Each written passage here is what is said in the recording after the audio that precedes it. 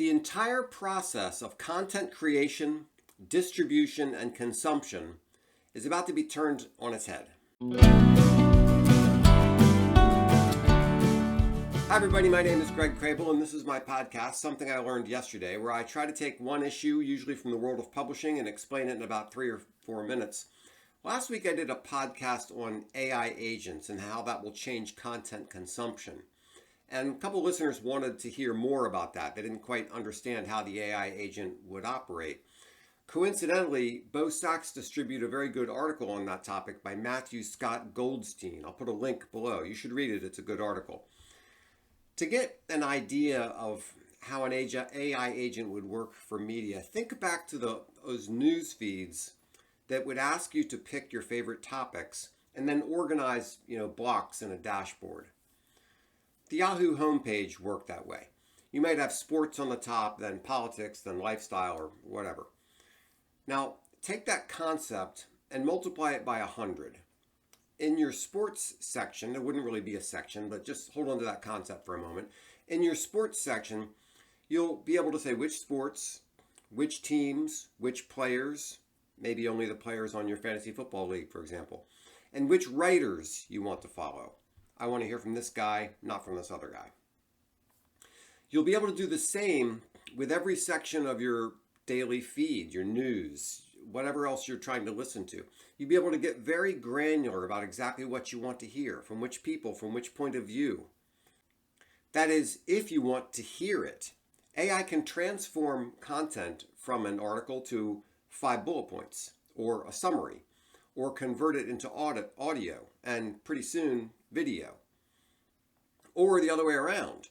After you listen to a podcast, AI will be able to give you a transcript or a summary of the key points. You'll be able to listen to an opinion piece and ask what the other side has to say about that.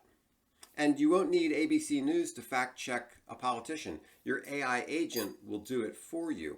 And it can do it for you from a certain perspective if you want that.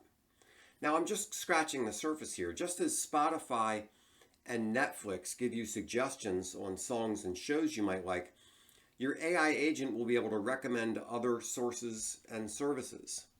And this won't be limited to news or articles from websites. Your AI agent will have access to social media, videos, articles, books, magazines, podcasts, and it will be able to scour all that material, find what you want, and present it in the style and format you prefer.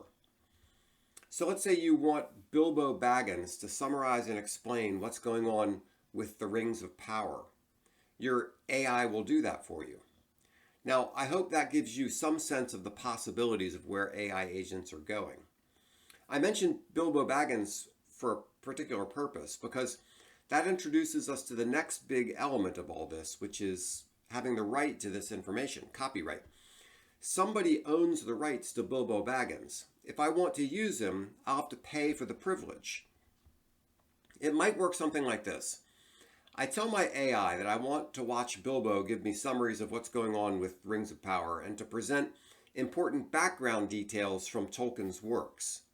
That would require a license to use Bilbo's image, access to Rings of Power footage, and access to Tolkien's collected works.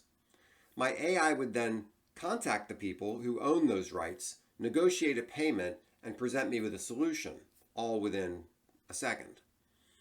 Now, whoever owns the book rights would have a fee structure. Maybe it's something like this.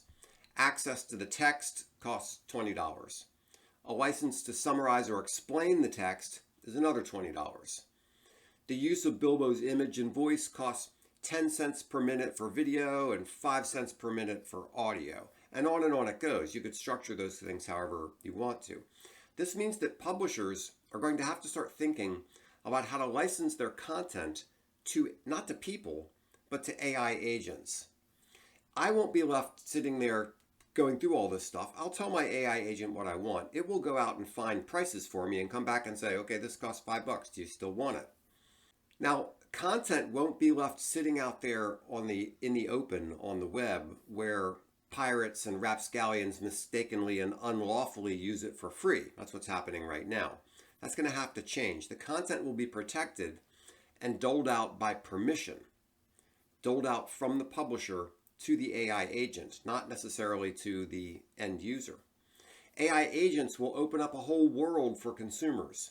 I'll go on a walk and ask my agent to summarize John Vervaeke's works on Neoplatonism, and then I'll pick one specific area I want to delve into a little deeper and ask it to create a video that I can watch that evening.